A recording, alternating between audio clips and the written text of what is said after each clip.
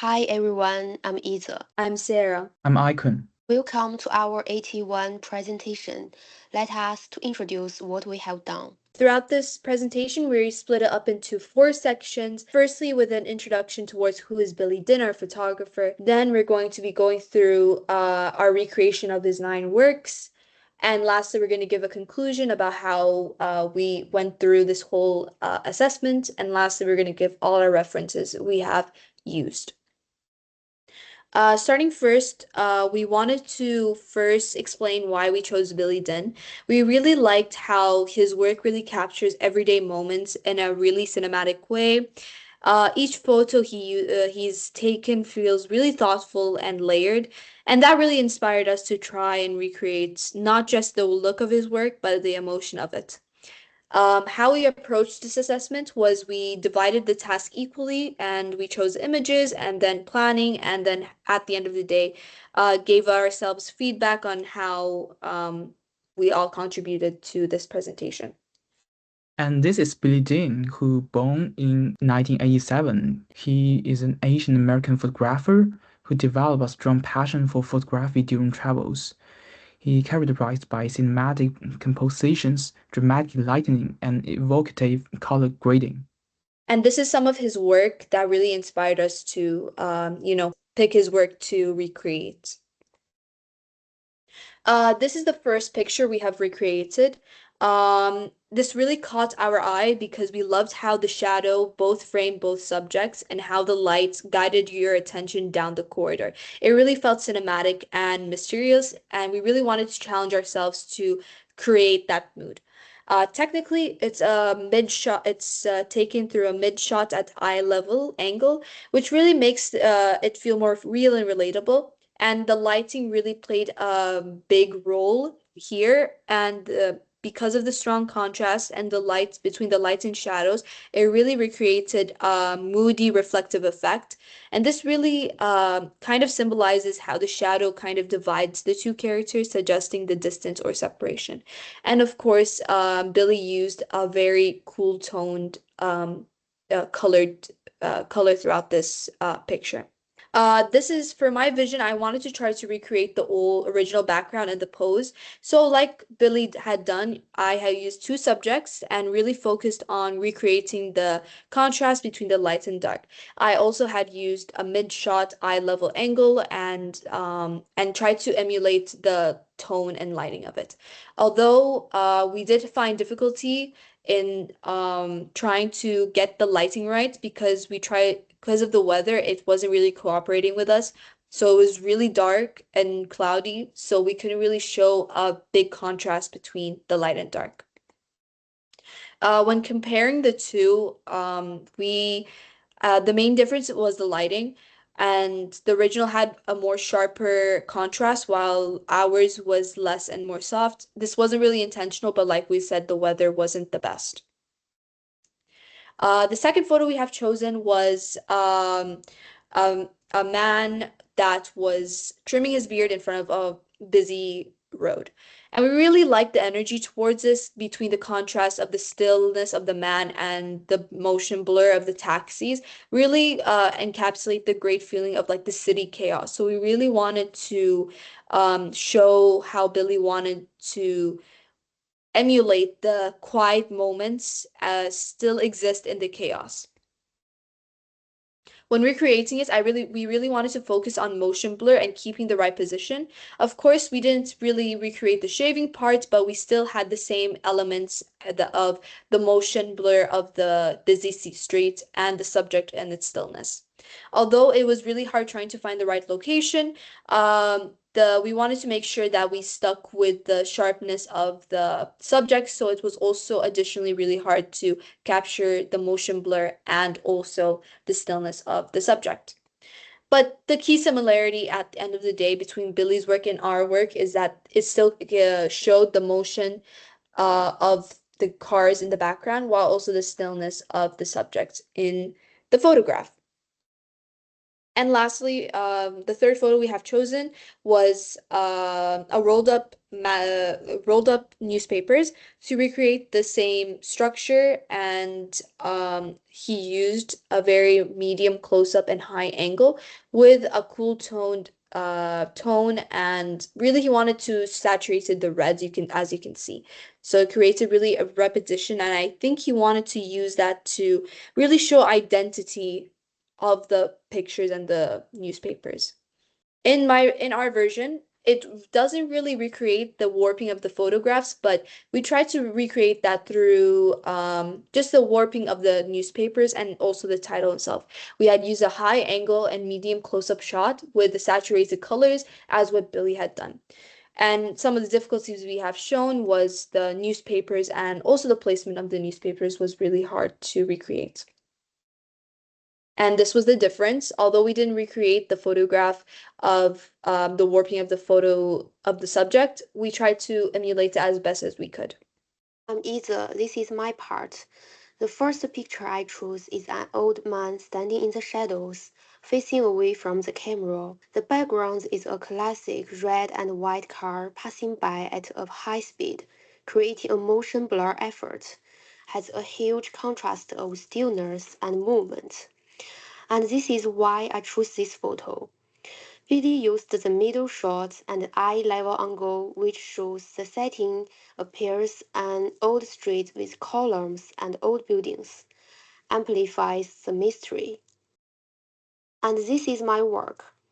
I lower the shutter speed and aperture to catch this view to highlight the speed, using the same angle and shot as Billy work. We tried lots of times, and luckily there is a high-speed red car passing by, and we captured this moment with the camera. Recreating this scene posed challenges like finding a matching car and balancing shadows, but the results highlight the tension between movement and stillness. Here is the result. This is the second photo. It is a middle shot in a vertical composition. A woman stands behind the opening window with a hat and gazing outside. The photographer adopts an eye-level angle and slightly high angle which shows the quiet face of the woman and the sunlight filtering through the window.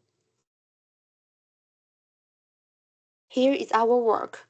Just like the original photo, we found a place with the building as our background and copied the gesture. However, we finally didn't find a big opening window, so we chose a transparent glass window allows to see the building behind. And we experienced difficulties like the whole vibe is not as same as the Billy's work. Also, I think there are some problems still exist in our work, such as angle is not high enough. This is the contrast. Billy's work often focusing on human emotions, urban environments, and the interplay of light and shadow. Many works capture introspective moments to invoke loneliness, nostalgia, just like the last picture I chose. A man gazing from a tram window immerses the viewer in a natural scene.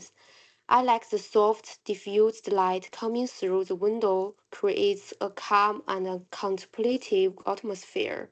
The composition uses the fairy set and off-center framing to deepen the space.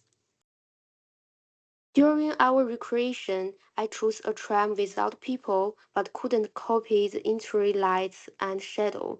Therefore, the lighting of our picture couldn't be as exact as the original photo. I used the middle shot and eye level angle and also copied the gesture. This is the final result. This is the seventh image we selected. It's a photo focused on graffiti art, showcasing a mix of characters and elements blended into the creative piece.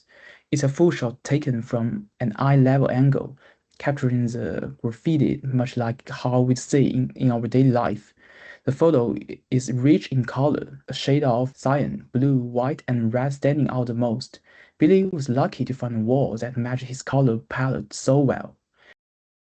Here is our recreated version. I found a graffiti wall with bold color contrast to mimic both palette and the overall content. Unfortunately, despite our efforts, we were not able to replicate the exact design. Unlike Billy's photo, this is a medium shot, but also taken at an eye level. Since I only captured a portion of the wall, it doesn't show the full piece, but it does reflect a realistic viewer's perspective. And I didn't make major edits using tools like Lightroom. This helps maintain a raw and authentic look, staying true to the original scene and shooting experience. This is the eighth photo we choose. It was taken on a French train with the Eiffel Tower visible in the background. The main subjects are a man and woman, with the woman's red lips reflected in a makeup mirror. Billy used a medium shot and an eye-level angle to focus on the characters. The strong use of blue tones creates a peaceful, calm atmosphere, giving the image a quiet and reflective mood. We recreated this on a Melbourne train at its crowded-up bridge. It's also a medium shot taken at an eye level, aiming to replicate the perspective in Billy's photo. The background features Melbourne's skyline and the Yarra River.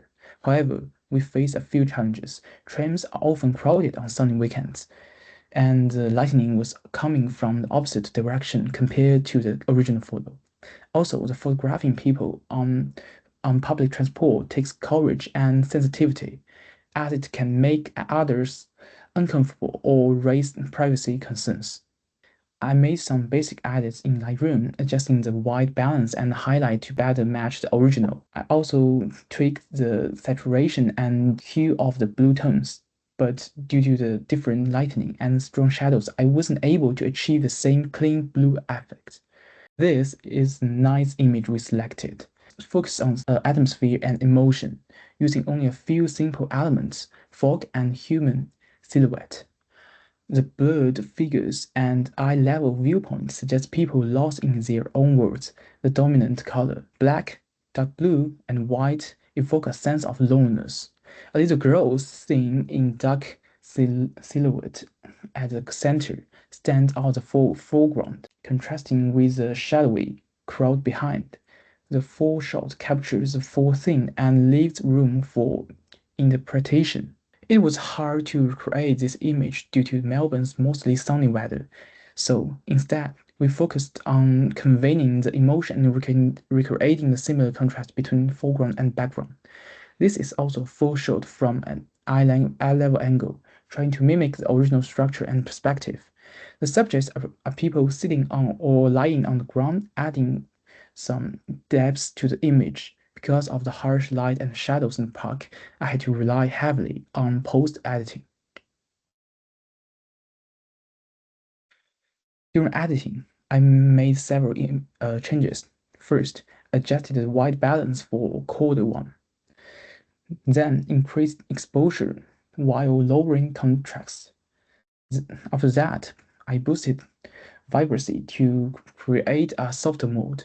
Finally, I added more blue while lowering its saturation. The relationship between foreground and background is similar to the shadow effect in the original photo.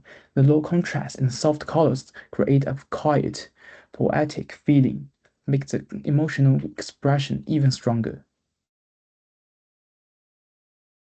As we end this presentation, we had a lot of challenges that we have faced throughout this, like finding the right location, trying to match the lighting of the original images, while also battling the time of day and the weather. Um, Although of all these like issues, we really tried our best to stay true to the overall style and mood. And there's some tips for you guys. Using a wide aperture to achieve strong background blur. Using some unusual but amazing angles. Using your emotion in your photo when taking it. Through this project, our group learned how to capture subjects with objects being in motion in the background. We lowered the shutter speed to be able to capture the movement, and also learned how lighting and angles can change a photo's mood and style, and how to use the knowledge in the class to practice. That's all. Thank you for your watching. Thank you. Thank you.